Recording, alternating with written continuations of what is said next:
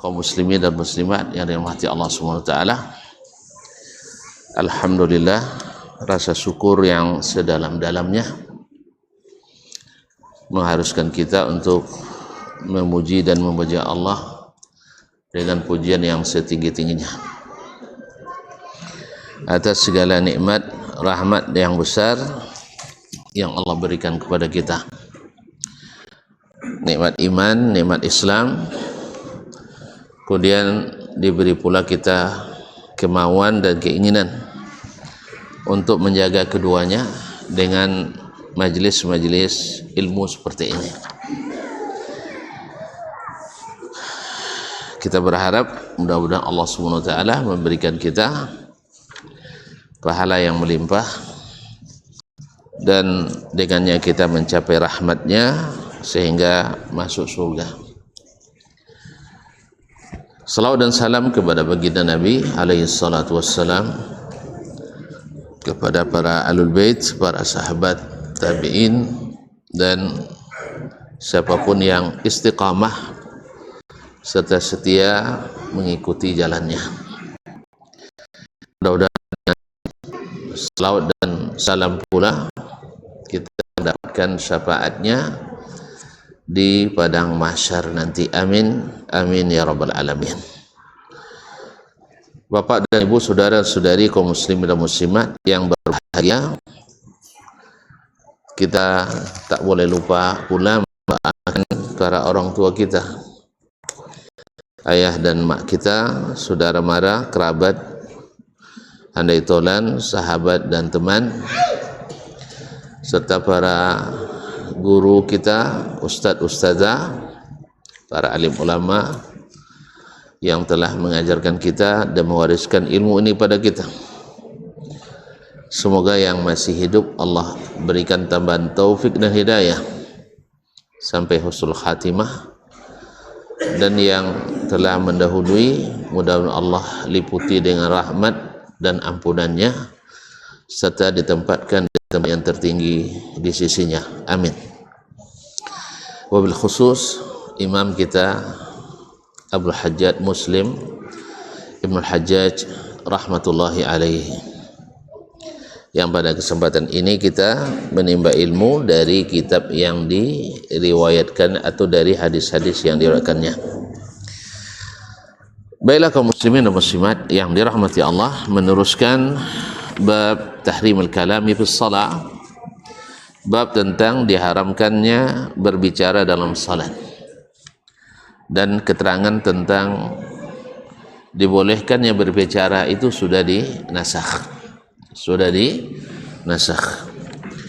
Pada pertemuan sebelum ini kita, atau dua pertemuan, kita membahas hadis Muawiyah ibn Hakam yang berisi tentang hukum berbicara dalam salat dan juga tentang masalah al-jariyah, hadis al-jariyah, hadis budak perempuan yang ditanya oleh Nabi alaihi salatu wassalam di mana Allah Subhanahu wa taala, lalu dia katakan di sama, di atas, lalu Nabi katakan dia beriman. A'tiqha fa innaha mu'minah. Dan sudah kita jelaskan pula bahwa sebagian atau banyak ahlul bid'ah menolak Allah Subhanahu wa taala atau menolak hadis ini, tapi tidak asing, karena jangankan hadis, ayat saja mereka tolak, ijma' saja mereka langgar, karena sudah ijma' para sahabat Nabi alaihi salatu wassalam bahwa mengatakan bahwasanya Allah itu di atas. Tapi mereka demi melanggar ijma' ini berani pula mengatakan bahwa sahabat tidak paham makna ayat-ayat tentang Allah di atas, atau dengan kata lain mentafwidkan, tidak paham maknanya, hanya Allah yang tahu. Lalu datang ulama atau para pemikir ilmu kalam di abad keempat, ternyata mereka paham maknanya, sahabat tidak paham maknanya. Ini luar biasa penistaan terhadap para sahabat Nabi alaihissalatu wassalam. Walaupun mereka tidak juga akan mengakuinya. Ya biasalah kalau melihat sesuatu pendapat tidak akan pernah bergeser kecuali Allah SWT yang berikan hidayah kepadanya. Beribu hadis, ayat, asar, bukti, fakta yang mengatakan itu hanya hilang dan sirna dengan keedah yang didasarkan pada hadis palsu, Allahu mawjudun bila makan. Semalam atau tadi saya lihat lagi video salah seorang juga kawan-kawan tu, siapa yang mengatakan Allah di atas berarti bukan orang Islam. Mak, tapi tidak boleh ngapir ke orang dah. Bukan orang Islam. Jadi wajib mengingkari Allah di atas, atau dengan makna lain wajib beriman Allah tidak bertempat. Kadang-kadang Allah mewujudun berhadis palsu ini, subhanallah, kala firman Allah subhanahu wa ta'ala. Allahu mawjudun bila makan itu tidak ada sanadnya, tidak ditemukan dalam kitab hadis manapun, tidak juga dalam kitab akidah, hanya ada dalam kitab ilmu kalam dan tanpa sanad kepada Ali bin Abi Thalib. Masa mengalahkan semua ayat dan hadis yang kata Imam Ibnul Qayyim, kata Ibnu Mirbad juga mengatakan bahwa Ibnu Mibrad maksud saya, Ibnu Abdul Hadi mengatakan bahwasanya lebih dari 2000 ayat hadis athar yang menunjukkan Allah di atas. Artinya kalau sudah sampai 2000 mutawatir itu sih, ya, dan sudah ijma'. Tapi itulah Allah musta'an. Semoga Allah memberikan hidayah kepada siapapun yang tersesat dari umat ini. Kalau awak tak sosial, tidak awak lo dapat hidayah. Mana tuan tu awak tak sosial ni? Cuma tunjung dengan petunjuk Allah darah Rasul sallallahu alaihi wasallam, bukan pemikiran. Kalau pemikiran tak nyadu-adu cadia, mungkin cadia-cadia sekenek tonton bodoh kaminya kan ya, kalau ada adu cadia kan cerdas maksudnya. Tapi kalau dalil tentu kuatlah perkataan Allah dan Rasul sallallahu alaihi wasallam, ijma'nya para sahabat. Nah, baiklah kaum muslimin dan muslimat, kita lanjutkan hadis lain dalam bab ini. Qala rahimahullah taala, hadatsana Abu Bakar ibn Abi Syaibah, telah menceritakan kepada kami Abu Bakar ibn Abi Syaibah. Ini Syekh Imam Muslim yang paling banyak beliau meriwayatkan hadis darinya di kitab ini, lebih dari 1200 hadis. Namanya Abdullah ibn Muhammad ibn Ibrahim ibn Abi Syaibah Al-Kufi, yaitu imam musannif. Di antara tulisan yang paling terkenal adalah Al-Musannaf dan kitab At-Tafsir, Tafsir Ibn Abi Syaibah.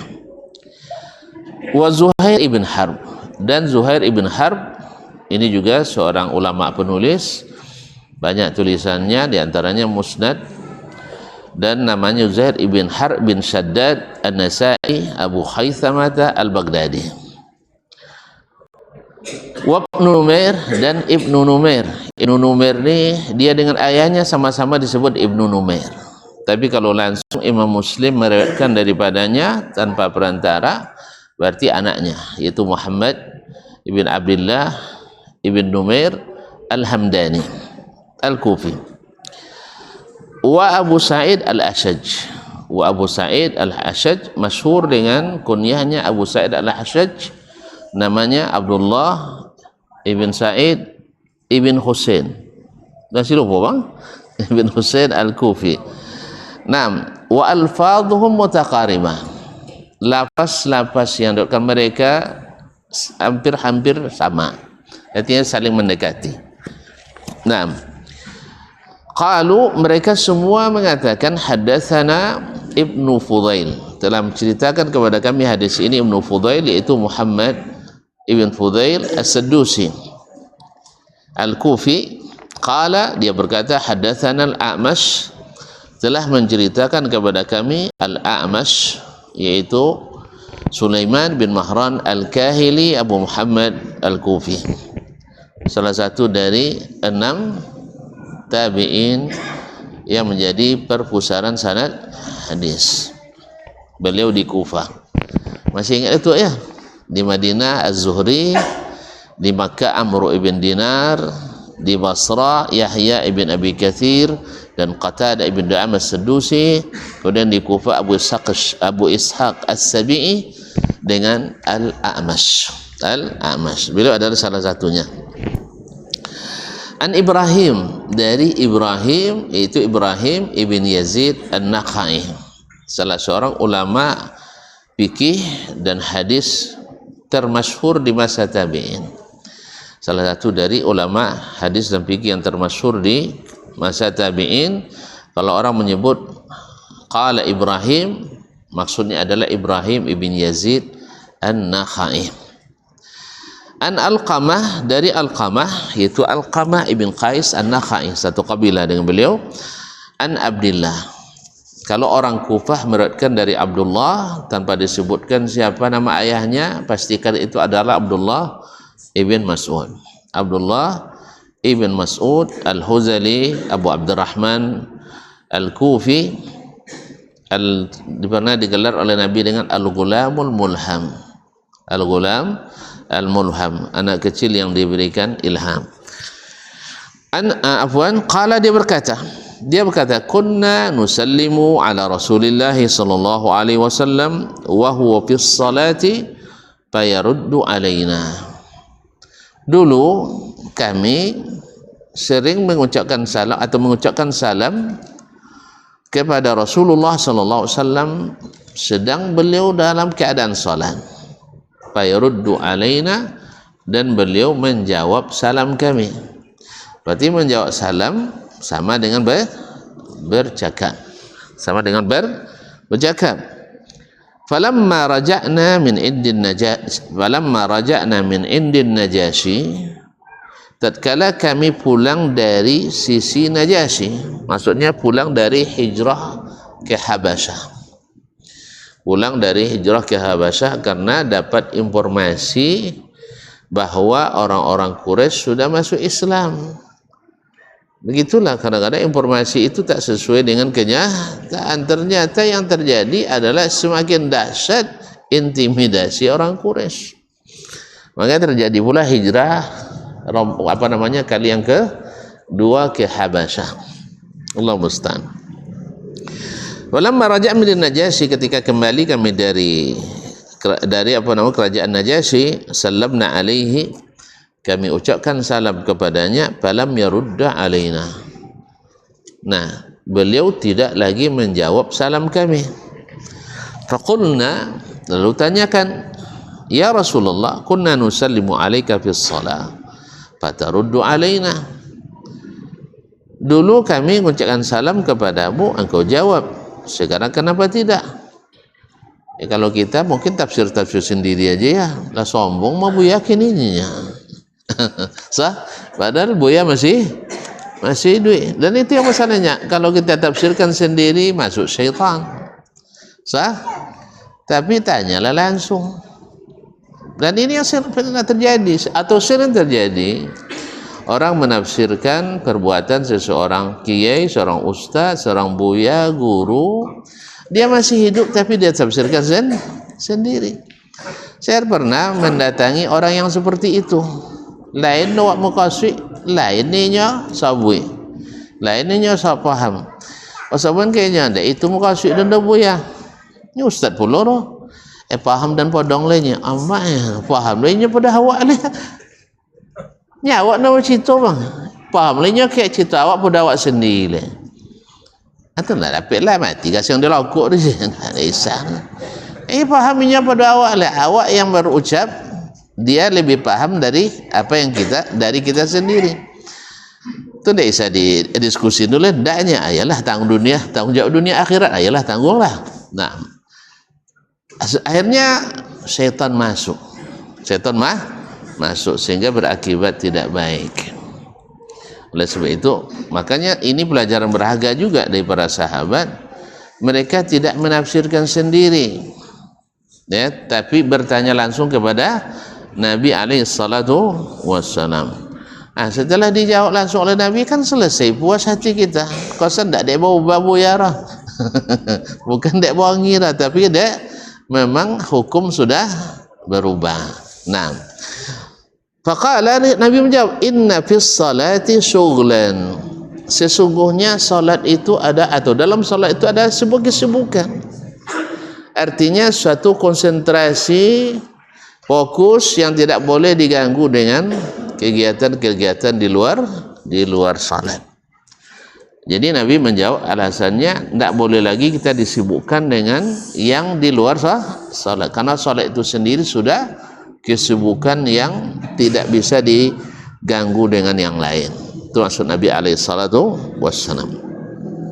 Nah, hadis ini menunjukkan kronologis bagaimana pada awalnya berbicara dalam salat dibolehkan, tetapi setelah itu dilarang oleh Rasulullah SAW atau Nabi sendiri yang tidak melakukannya lagi. Ini menguatkan hadis sebelumnya, Muawiyah bin Hakam yang sebelumnya, bahwa beliau ketika berbicara dalam salat, para sahabat pada menatapnya, bahkan pada mendiamkan dia. Waktu itu dia belum tahu. Ini juga pelajaran juga bagi kita bahwa sesungguhnya tidak serentak kita mengetahui apa yang harusnya kita ketahui. Makanya tidak aib kalau sebagian kita tidak tahu. Itu tidak aib. Yang aib adalah sudah dikasih tahu tidak mau tahu. Itu yang payah. Dia tidak tahu sama sekali, tapi setelah diberitahu justru tidak mau tahu, bahkan menentang pula. Kau yang banyak kadang-kadang asal komentar dia tidak tahu, tak paham lah. Tapi kalau dongeng komentar, ustaz contoh tidak ngerti. Iya, bertengok je ya. Bertengok aja. Tapi bukan jenis orang yang nak belajar. Tapi pada umumnya orang yang nak kurang ajar. Ya, bukan nak belajar. Kalau belajar kan tinggal telepon, ustaz, iya jadi kau makasihnya ustaz doh, kan ya? Kan tak bayar dah. Nyelan sabun ke sebagiannya aji leo kaci aji dan sabun salah tahu je dan ndaknya tapi aji dan sabun dan salah tahu tentu ndak leo dan dia kan nomor dan masih ada dia aji le agar mana nelo sabun uang awak babanta atau sabun uang awak ndak babanta le dia uang ni ya jadi tu ulang je le ndak jawab. Berarti yang jenis begini ini bukan ingin belajar tapi ingin tidak salah sabu ya bang. Nah, jadi bukan ingin belajar. Jadi kadang-kadang banyak hal yang tidak dipahami, apalagi kalau dipotong-potong. Kalau potong-potong itu saya potong pahamnya kan. Jadi Allah musta'an. Ala kulli hal, orang yang niatnya baik tentu melakukan dengan cara yang baik. Tidak mungkin nyabik paham dan pedoang kayak lebih paham yang mendengar dari yang berbicara terhadap pembicaraan. Itu yang terjadi itu di kalangan ahli al-kalam. Lebih paham mereka dari Allah sendiri apa yang dimaksud oleh Allah dalam Al-Qur'annya, dan lebih paham terhadap apa yang dimaksud Rasulullah dalam hadis-hadisnya dari Rasulullah sendiri. Karena setiap yang Allah katakan itu ada tafsirnya dalam Al-Qur'an atau dalam hadis Nabi alaihissalatu wassalam. Tapi mereka kalau memang cari kebenaran tentu dibaca sempurna. Tapi yang dicari adalah pembenaran, sehingga tidak dibacakan kedua-duanya. Sampai hari ini setiap penyelewengan pasti karena tidak sempurna menyelesaikan dalil. Tidak sempurna menyelesaikan dalil atau menyembunyikan. Kadang dhamirnya saja bisa dirubahnya. Dhamirnya saja bisa dirubahnya. Ketika orang sudah terbiasa dengan menjadikan Al-Fatihah untuk peresmian acara, baca hadisnya. Hadis Sahih Muslim, tidak salah. Tapi di ujungnya dhamirnya diubahnya dari minhuma menjadi minha. Kalau minhuma kan kedua-duanya kan. Kalau minha tinggal cik lah. Padahal di situ Al-Fatihah dan dua ayat terakhir surah Al-Baqarah. Kalau sampai minha tinggal Al-Fatihah aja lah. Berarti kita tidak jujur dalam menjelaskan hadis Nabi alaihissalatu wassalam. Ada lagi yang mencak-mencak, katanya kalau tidak macam itu melaksanakan itu hadis itu, tolong tunjukkan gimana caranya. Kita tunjukkan caranya. Nabi SAW menjadikan Al-Fatihah dalam doa yang terbaik. Di mana? Di dalam solat kita. Karena doa dalam solat ada ketika berdiri, ada ketika duduk, ada ketika sujud. Ketika berdiri itulah Al-Fatihah. Makanya ketika baca Al-Fatihah rujan menghayal melamun ya, dihayati. Ikalah puan baca Al-Fatihah dah besi dia lah. Ketika sebutkan Al-Fatihah mengandung tauhid yang 3, dilawan dah. Nak percaya tauhid 3 tauhid trinitas sebenarnya. Coba cek ayat sama tadi nyebut tak boleh nyebut yang kafir nya. Di mana? Surat Al-Kafirun. Di Al-Fatihah. Kenapa Al-Fatihah menjadi terutama, surat paling afdal? Karena memang mengandung seluruh tauhid di dalamnya. Makanya minta kepada Allah dengan tauhid, Allah segera kabulkan. Maka mengamalkan Al-Fatihah, meminta kepada Allah dengannya adalah dalam salat, bukan pembukaan acara atau mengikat nama. Kau ubahlah ngomong tu yang ni bakal je Fatihah tu ustaz ni.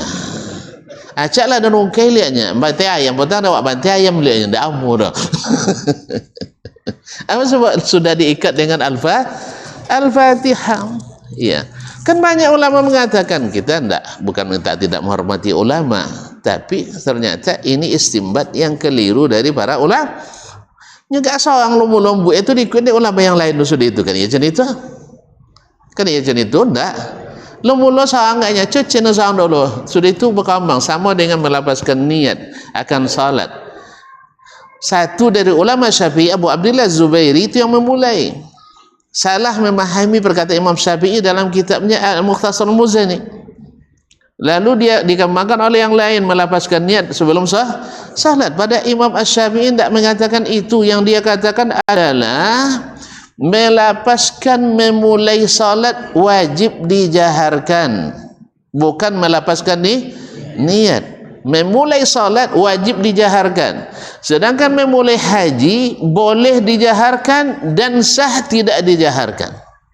Pahamnya? Paham? Jadi dipahami olehnya memulai salat itu dengan niat.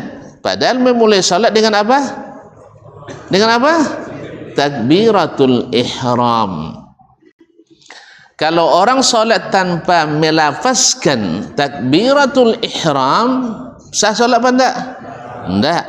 Tapi kalau orang memulai umrah dengan tidak melafazkan labbaik Allahumma umrah, sah enggak umrahnya? Sah.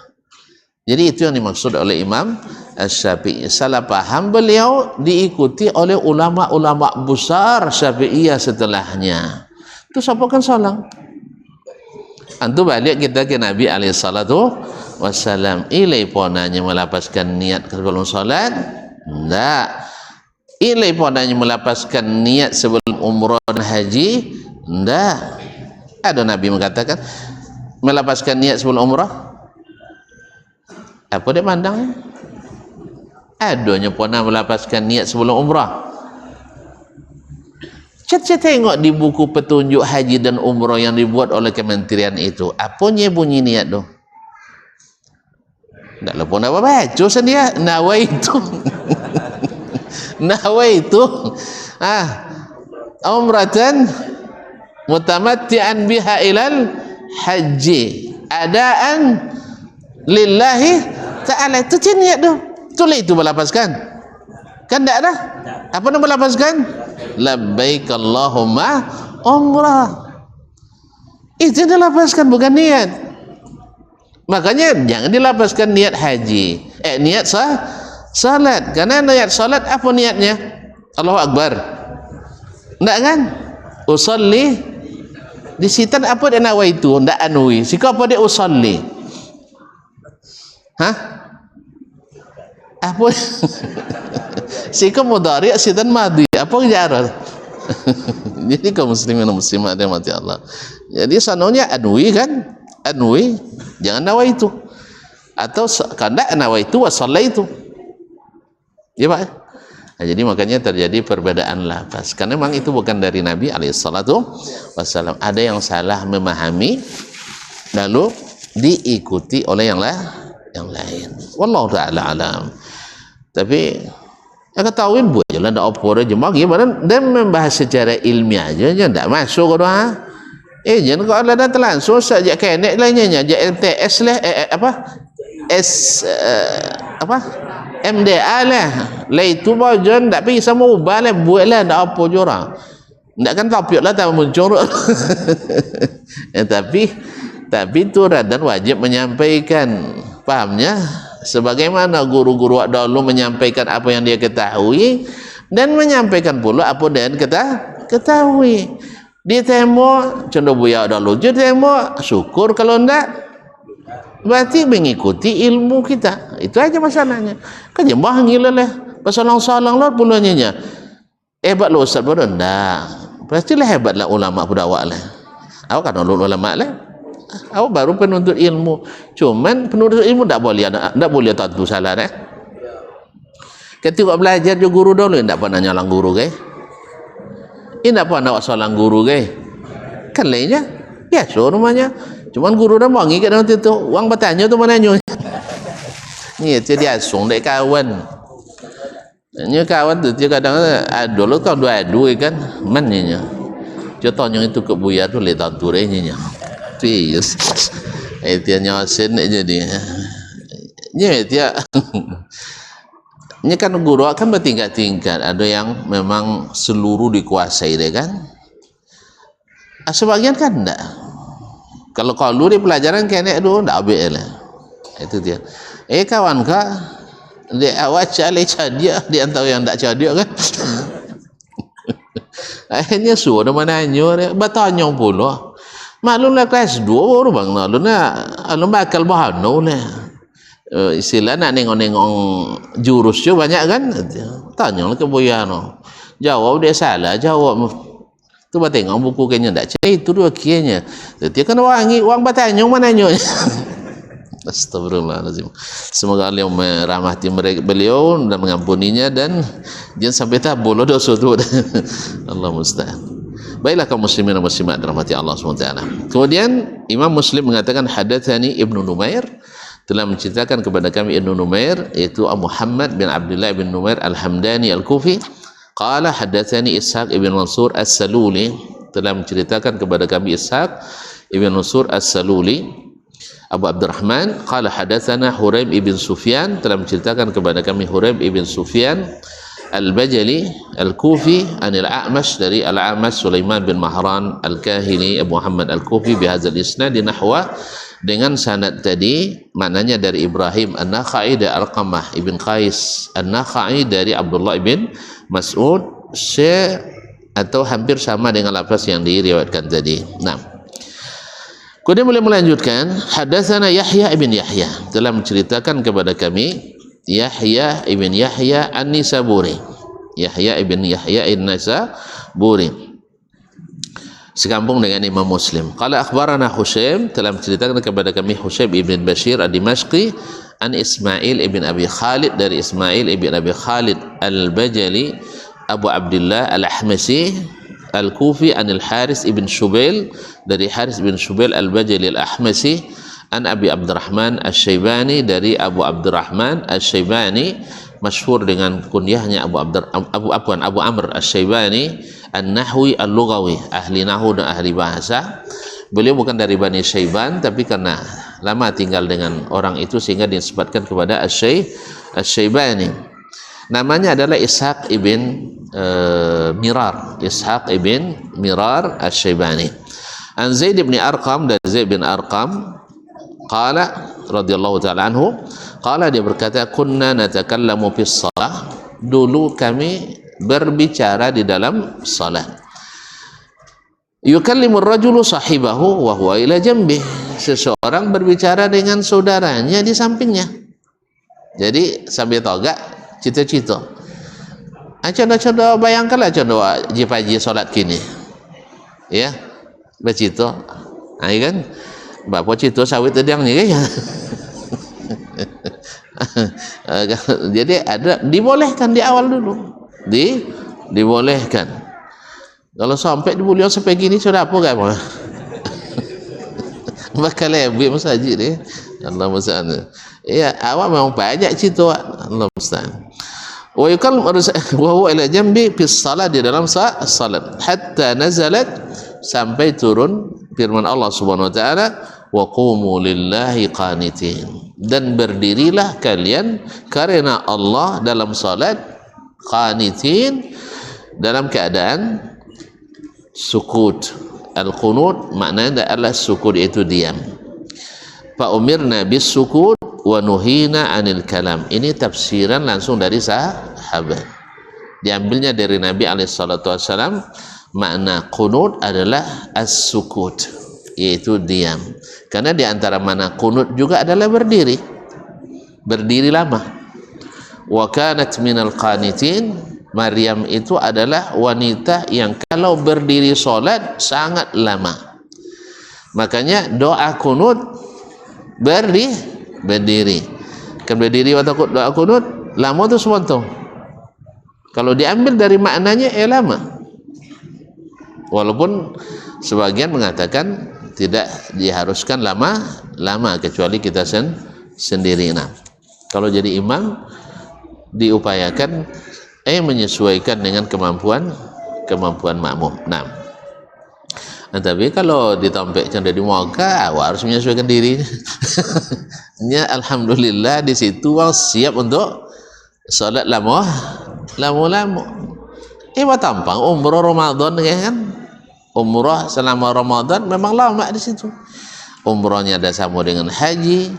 Salatnya 1000 kali kalau di Masjid Nabawi, lebih afdal 1000 salat di tempat lain. Kemudian di Masjidil Haram lebih dari 100.000. Nah, jadi memang fadilatnya dicari orang. Sampai orangnya sampai terlolok, sampai sujud gempa.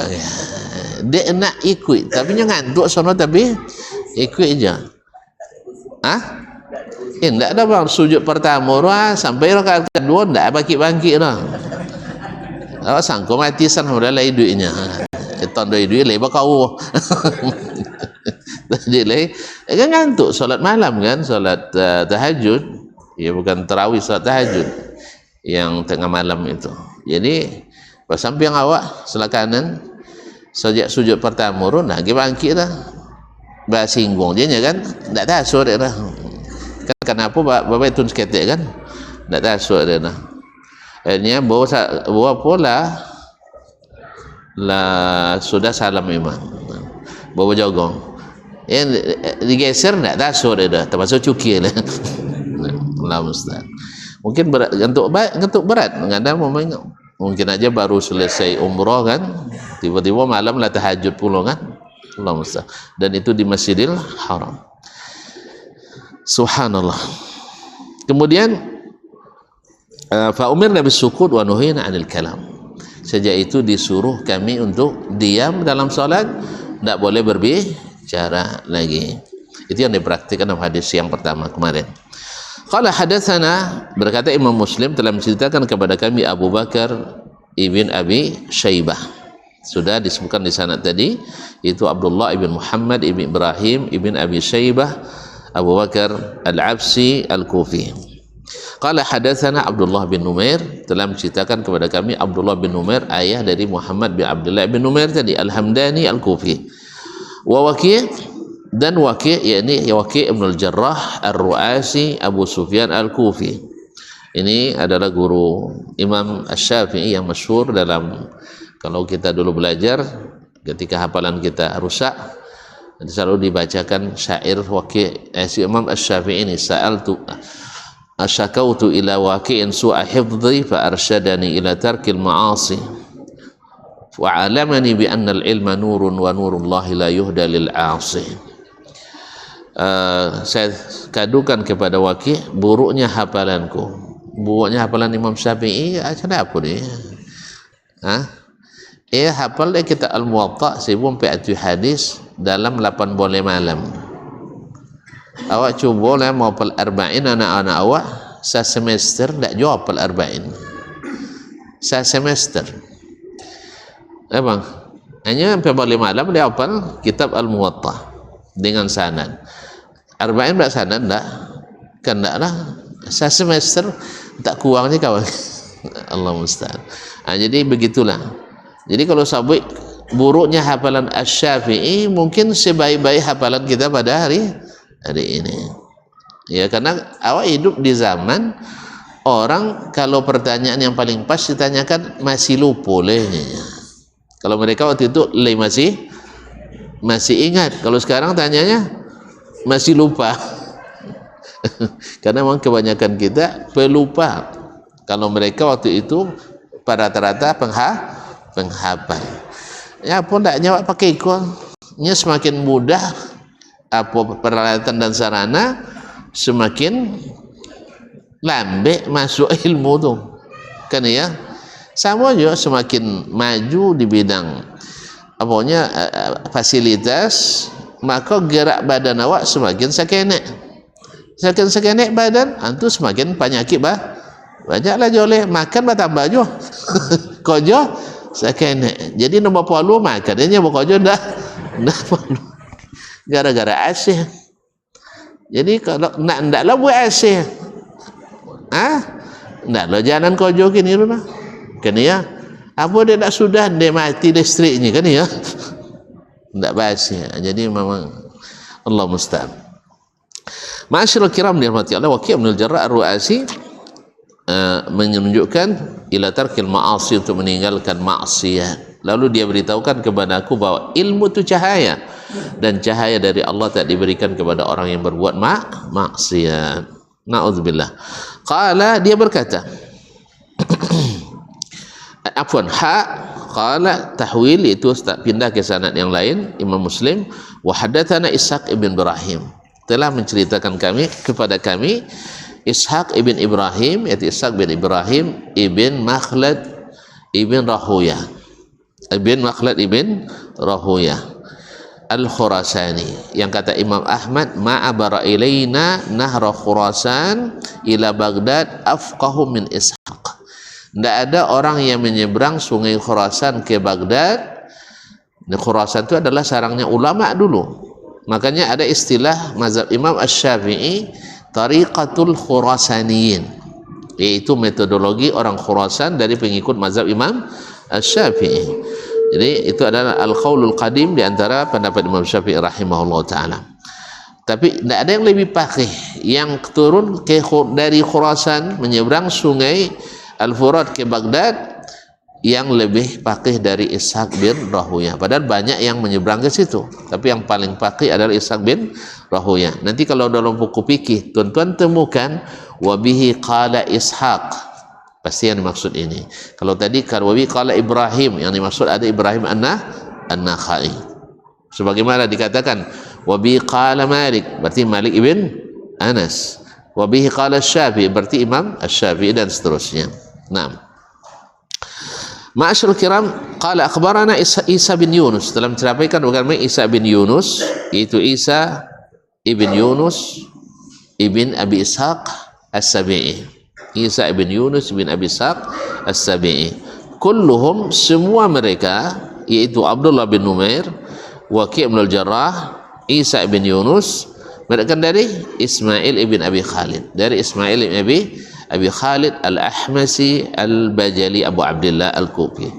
Bihadzal isnadi nahwa, dengan asanad di atas, yaitu dari Haris ibn Subail, dari Abi Amr al-Syaibani, dari Zaid bin Arqam, dengan lafaz yang disebutkan tadi. Nah, masuk waktu saya. Ya, kita azan dulu, nanti kita sempurnakan hadis yang setelahnya.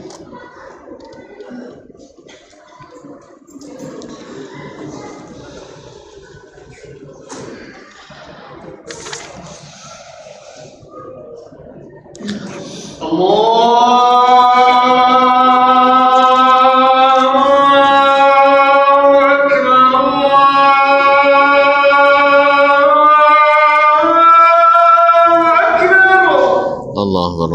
Akbar.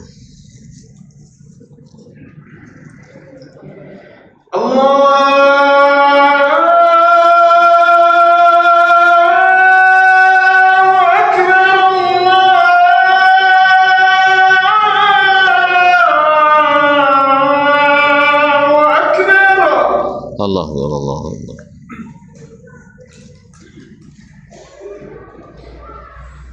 Asyhadu an la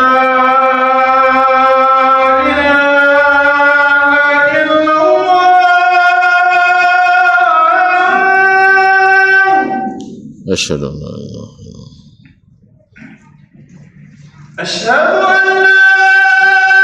إله إلا الله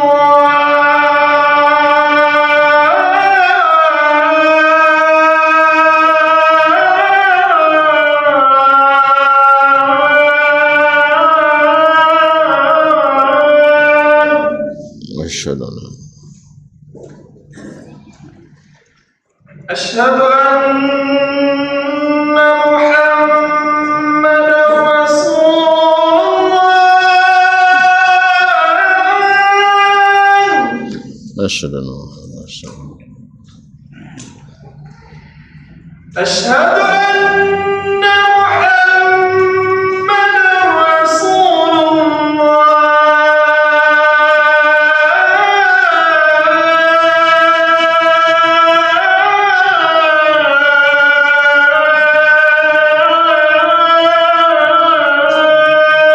أشهد أن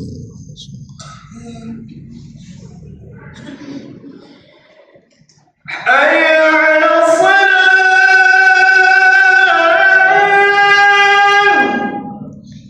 لا حول ولا قوة إلا بالله حي على الصلاة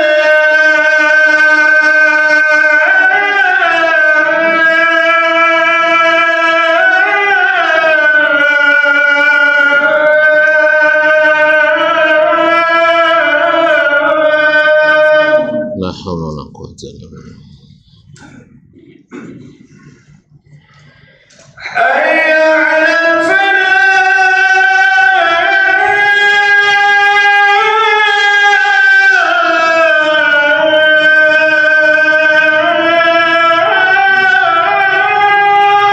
لا حول ولا قوة إلا بالله حي على الفلاح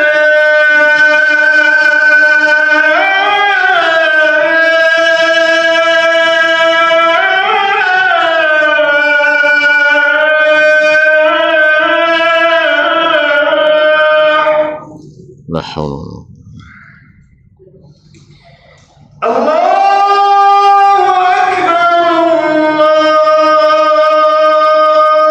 أكبر الله أكبر الله أكبر لا إله إلا الله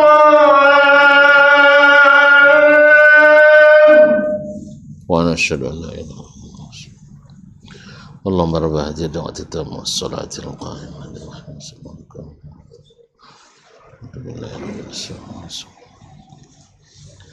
Ma'asyiral kiram, ma'asyiral kaum muslimin dan muslimat dirahmati Allah Subhanahu wa taala. Kemudian Syekh melanjutkan hadatsana Qutaibah ibn Sa'id telah menceritakan kepada kami Qutaibah ibn Sa'id al-Hadatsani Abu Raja al-Baghlani masyhur. Qala hadatsana Lais telah menceritakan kepada kami Lais itu Ibn Sa'ad al-Fahmi al-Misri Abu Muhammad. Ini juga seorang fuqaha besar yang merupakan salah satu dari mufti diyar al-Islamiyah pada masanya, yaitu setingkat dengan Imam Malik ilmu fikih dan hadisnya. Di masa itu ada 4 mufti di 4 wilayah besar Islam, yaitu Imam Sufyan ats-Tsauri di Irak, Imam Al-Auza'i di Syam, Imam Malik di Hijaz, kemudian Imam Al-Lais ibn Sa'ad di Mesir. Dari keempat ini yang mazhabnya masih eksis sampai hari ini adalah mazhab Imam Malik ibn Anas. Ini juga menjadi tanda bahwasanya bermazhab tidak wajib, tetapi bukan pula dilarang. Yang dilarang adalah ta'assub, fanatik, buta pada mazhab. Itu yang dilarang. Bukan hanya mazhab saja, fanatik pada seseorang pun, ya kata Imam Asy-Syafi'i, kecuali Rasulullah sallallahu alaihi wasallam. Selainnya tidak. Karena yang terjamin benar semuanya hanyalah Rasulullah sallallahu alaihi wasallam. Adapun imam sehebat apapun, seperti kata Imam Syafi'i, tak saya temukan seorang pun ulama sunnah yang ahli di bidang sunnah dan hadis, yang menguasai seluruh sunnah. Kenapa ejak Imam Syafi'i nyambut bang? Tak percaya? Hah? Ngaku je lawak. Nah, jadi kalau demikian berarti tidak ada satu pun yang maksum. Kalau tidak ada satu yang maksum mewajibkan ikut mazhab tertentu, ini adalah kekeliruan yang sangat besar yang didengungkan oleh para pemikir-pemikir abad ini. Bukan konsensus para ulama yang dulu. Kalau Imam Syafi'i melarang, Imam Ahmad melarang, Imam Malik mencegah, Imam Abu Hanifah menegah bahwa kita tak boleh fanatik buta pada mereka. Walhamdulillah. Seperti itu yang saya katakan, saya ini Syafi'i selama hidup, kalau mati saya wasiatkan orang ikut Syafi'i. Maksud saya bermazhab Syafi'i itu bukan kunut subuh. Hanya ada yang bilang kan, kayak Ustaz Dasmanu kunut apa mazhab Syafi'i, suanya kunut subuh, suang melapaskan niat, suang kosong turun doa berjamaahnya. Nah, itulah ini tanda orang tak mau belajar. Jadi dikiranya itu yang mazhab Syafi'i. Yang kita maksud di mazhab Syafi'i adalah mengikuti dalil yang sahih dan meninggalkan pendapat yang tak didukung dengan dalil yang sahih, atau salah dalam memahami dalil seperti yang kita jelaskan tadi. Itulah mazhab Syafi'i itu. Itu pula mazhab Imam Malik, dan itu mazhab Abu Hanifah, itu mazhab Ahmad. Tuan tu katakan pula berarti abadlah tuan pada Imam Syafi'i salah, dah beda ustaz tentu salah. Itu kan tonggo je pajir bang ya. Ya kita tahu kesalahan Syafi'i karena mengikut pendapat Ahmad dalam memahami, atau mengikut pemahaman Imam Malik. Bukan awaknya menyalang dah. Jadi ketika kita bandingkan pendapat mereka, lalu kita temukan dalil mereka ada yang kurang sahih dan ada yang paling sahih, di situ aja kita milih.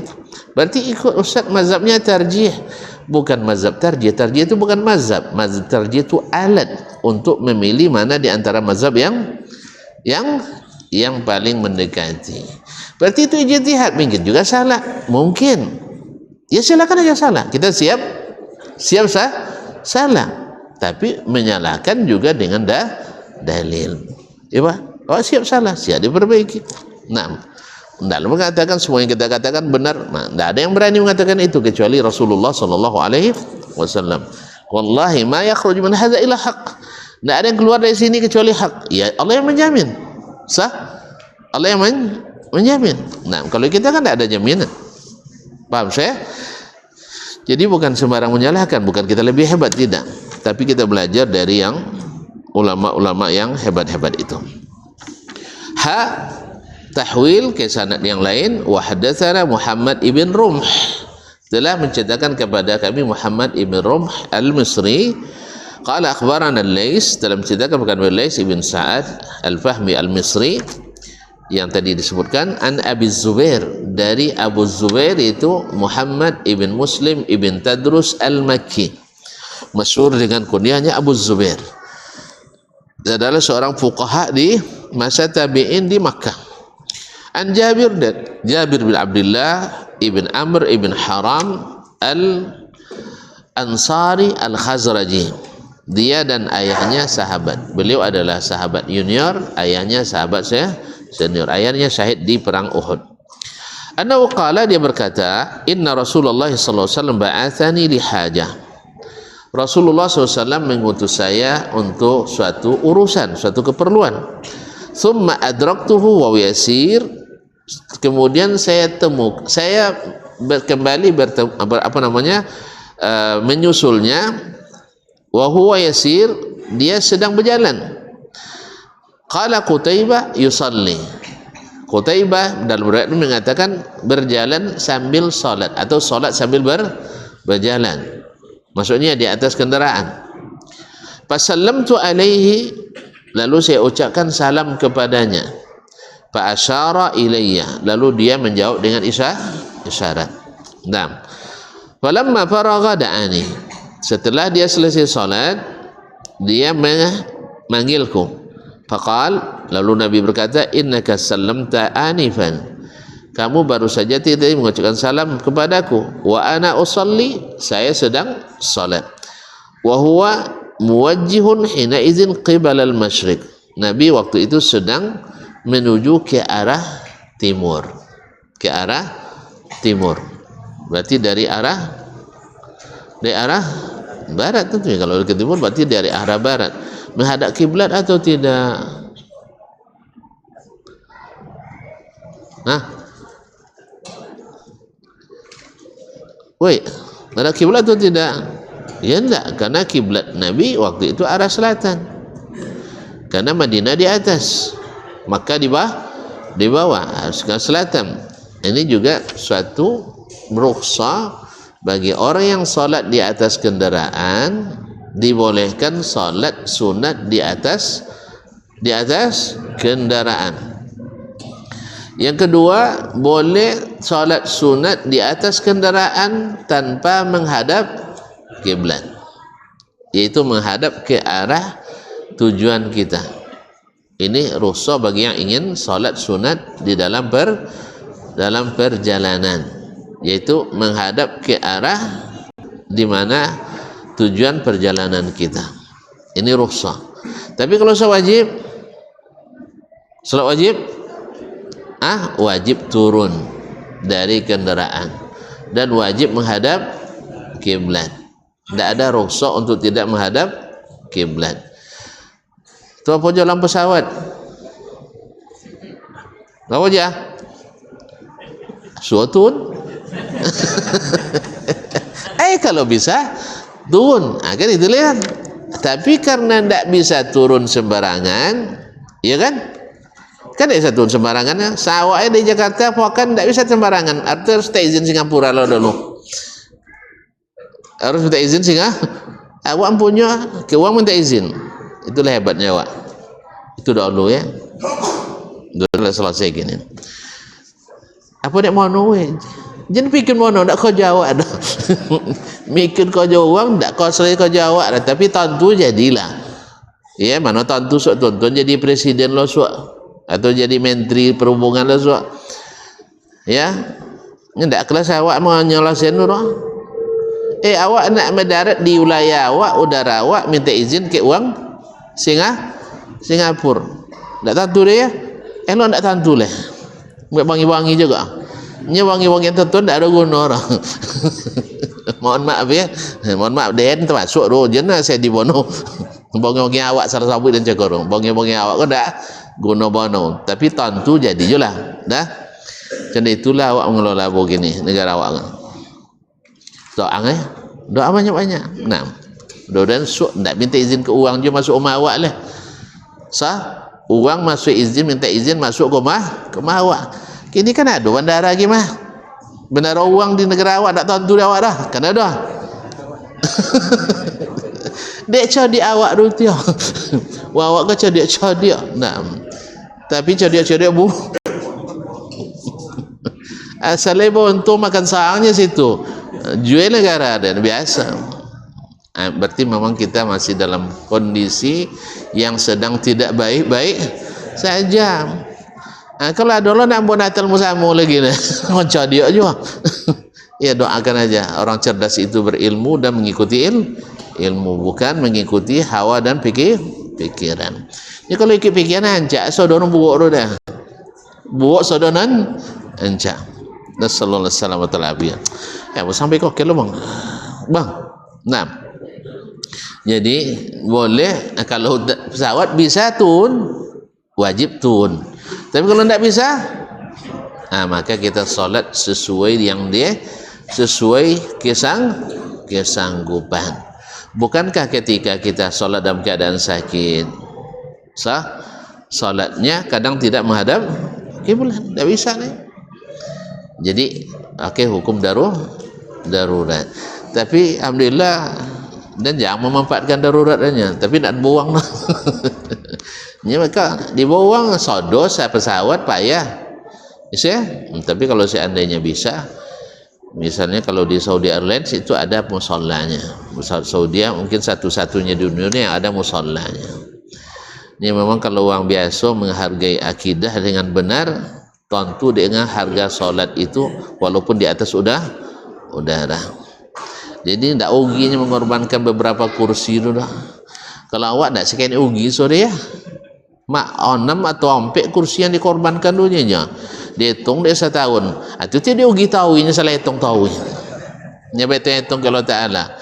Kan rugi tahu Garuda. Kan dia? Kan rugi tahu ya. Itu dia yang betul hitung kalau Ta'ala betul hitung. Lo Ta'ala ambil zaki. Oh so dia rugi so Ustaz. Enol. So dia apa rugi sah? So ndak so dia. Nya ndak betul hitung kalau Ta'ala nah. Haji ubahlah, ubah mindset kita, ubah paradigma itu bahwa angka bukan segalanya, tapi barakah itulah yang sesungguhnya. Dah usulkan ya ke manajemen Garuda mah dibuat musalla dalam enggak sodor ke Jakarta ke itu enggak perlu lah. Misalnya dari Jakarta ke Amsterdam sah kan perlu salat doh, atau ke Moskow, atau ke British, atau ke Perancis, atau ke Los Angeles, Masya Allah. Yang jauh-jauh tu buatkan musalla untuk orang ini, insya Allah tak akan rugi ya. Sampai mana sampai ya. Nah, Allah musta'an. Mudah-mudahan Allah berikan keberkahan. Kemudian pakaian pramugari je sampai singkit je, tambah singkit tambah sampai dia ti udara awak mengharap pertolongan Allah adu aku je kalau Ta'ala berbuat kan itu ya. Jadi tambah sampai payah tu bergerak apa baru sampai kan ya, kan payah bergerak, awak pun payah bergerak, nak awak bergerak awak pun tak mau bergerak tadi. Allah musta'an. Jadi memang la haula wala quwata illa billah. Tolong disambung. Jadi memang kita dalam kondisi sedang tidak baik-baik nampaknya. Semoga musibah yang menimpa ini bukan karena dosa-dosa kita, tapi teguran ya.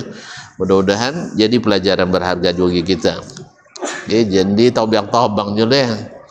Ya. Kan dia tabang-tabang je lah dibuat oleh Ta'ala tu. Nanti awak tarang macam itu kalau batu dulu lah wahabi lingkungan. Allah musta'an. Baik, memang Wahabi itu suka melestarikan alam ni nampaknya ya. Di akidahnya dilestarikan seperti yang Allah turunkan, di alamnya dilestarikan seperti yang Allah ciptakan. Sistemnya bagus, yaitu mengikut Al-Quran dan Sunnah Nabi alaihi salatu wassalam. Baik, kita selesaikan lah ya, sikit lagi. Nah, maknanya sama. Nah, qala akhbarana Ahmad, hadatsana Ahmad ibn Yunus, telah menceritakan kepada Ahmad ibn Yunus al-Misri. Ahmad bin Abdullah ibn Yunus al-Misri selalu disebutkan pada datuknya. Qala hadatsana Zuhair, yaitu Zuhair ibn Muawiyah, Zuhair ibn Muawiyah ibn Rahil Naam al-Ju'fi Abu Khaythama. Qala hadatsani Abu Zubair, telah menceritakan kepada kami Abu Zubair Muhammad ibn Muslim bin Tadrus al-Makki an Jabir, dari Jabir ibn Abdullah dari Jabir bin Abdullah al-Ansari al-Khazraji. Qala arsalani Rasulullah sallallahu alaihi wasallam wa huwa muntaliqun ila Bani al-Mustaliq. Saya diutus oleh Rasulullah SAW, beliau sedang menuju ke Bani al-Mustaliq. Itu fa'ataituhu wa huwa yusalli ala ba'irihi. Lalu saya susul beliau dan saya dapatkan beliau sedang solat di atas ontanya. Sama dengan tadi ya. Fakallamtuhu, lalu saya berbicara kepadanya. Faqala li yabidi hakadha, lalu dia bilang dengan tangannya seperti ini, isyarat bahwa jangan dibicara dulu. Wa auma'a Zuhairun biyadi, yaitu Zuhair menunjukkan, yaitu memberi isyarat dengan tangannya.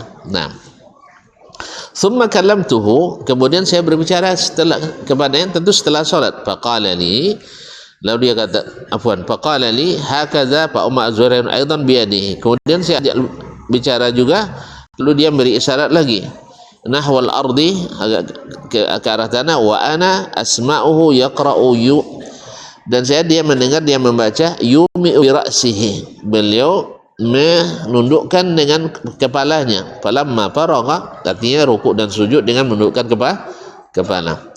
Falamma faragha, setelah selesai, qala ma fa'alta fil ladzi arsaltuka lahu, apa yang kau lakukan tentang urusan yang saya utus kamu menyelesaikannya? Fa innahu lam yamna'ni an ukallimaka illa anni kuntu usalli. Tadi saya tidak bisa menjawabmu karena saya sedang salat, bukan karena yang lain.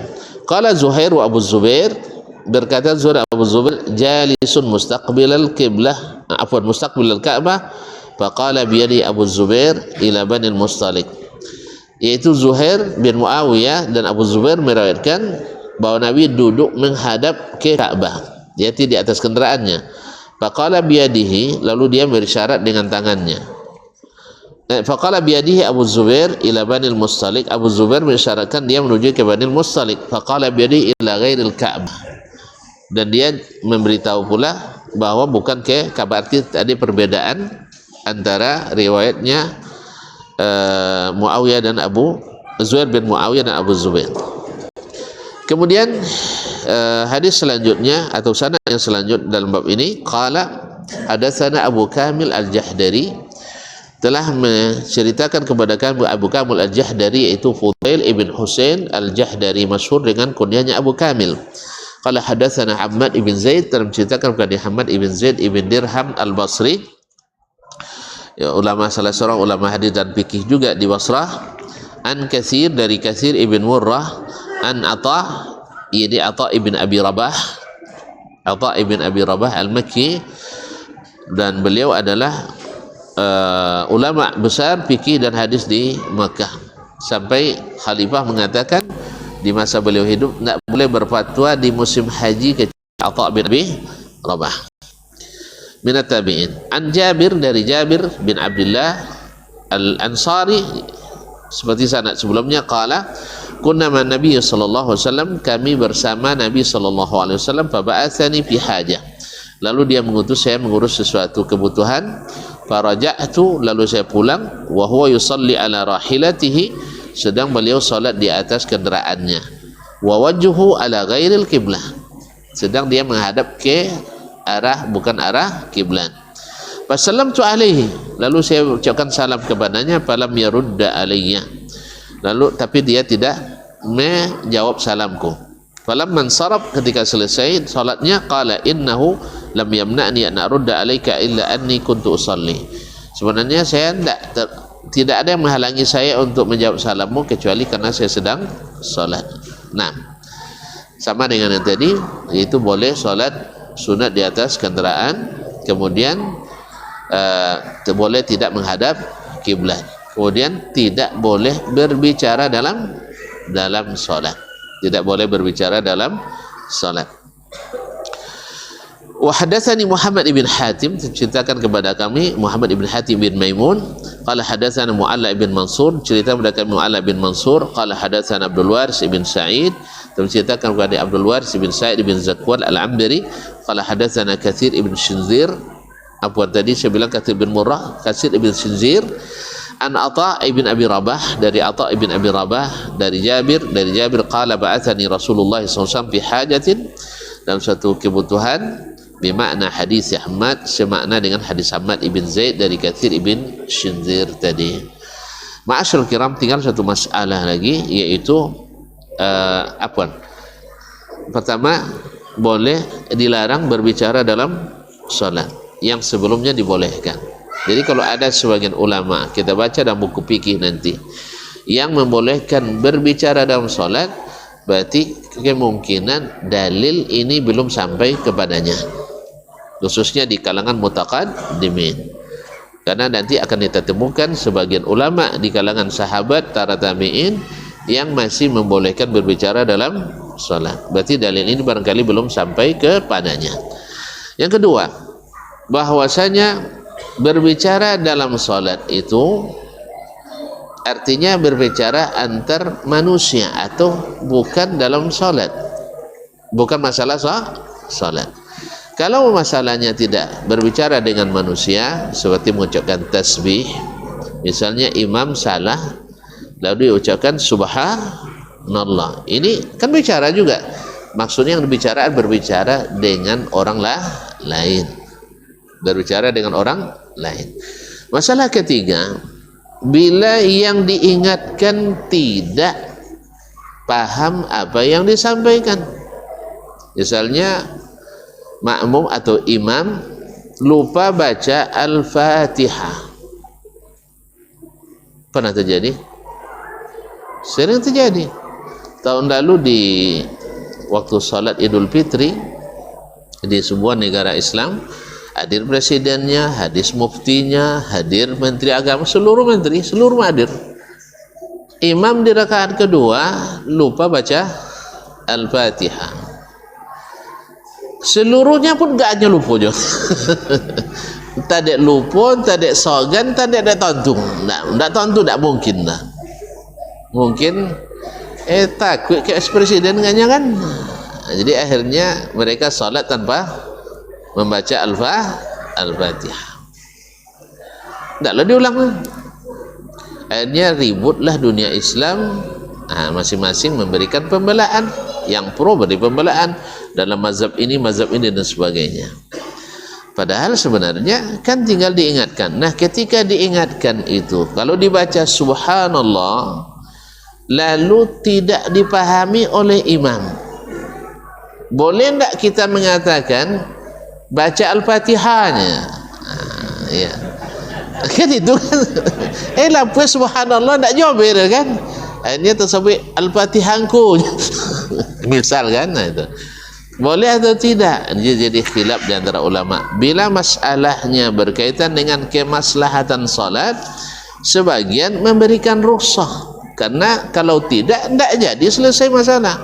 Dan ini juga pernah terjadi di sebuah negara besar juga di Timur Tengah, yaitu di kerajaan di paling ujung negeri Islam, yaitu imamnya rajanya dan para menteri, maka semuanya secara nasional dan diliput oleh televisi. Lupa juga imam baca Al-Fatihah. Akhirnya yang belakang serentak bilang Al-Fatihah gitu. Nah, mungkin mereka memakai mazhab karena memang dari kalangan Maliki ya. Wallahu alam, kalau saya tidak salah Imam Malik memberikan rukhsah kalau seandainya berkaitan dengan masalah kepentingan salat. Ya, walaupun yang pertama dilakukan adalah dengan membaca tasbih, menghindari berbicara. Sama juga dengan melihat atau bergerak. Bergerak pada asalnya kan tidak dibolehkan, tapi kalau berkaitan dengan maslahat salat maka diberikan rukhsah dalam masalah itu. Wallahu taala alam. Misalnya imam berhalangan lalu digantikan oleh yang di belakang, kan berpindah itu berapa kali gerak. Kalau dalam mazhab Syafi'i kan tidak boleh lebih dari 3, kadang boleh sampai 5 kan geraknya. Maka yang seperti ini termasuk yang diizinkan. Wabillahi at-taufiq. Kemudian salat di antara boleh pelaksanaannya rukuk dan sujudnya dengan menundukkan kepala, rukuk sujud lebih dalam daripada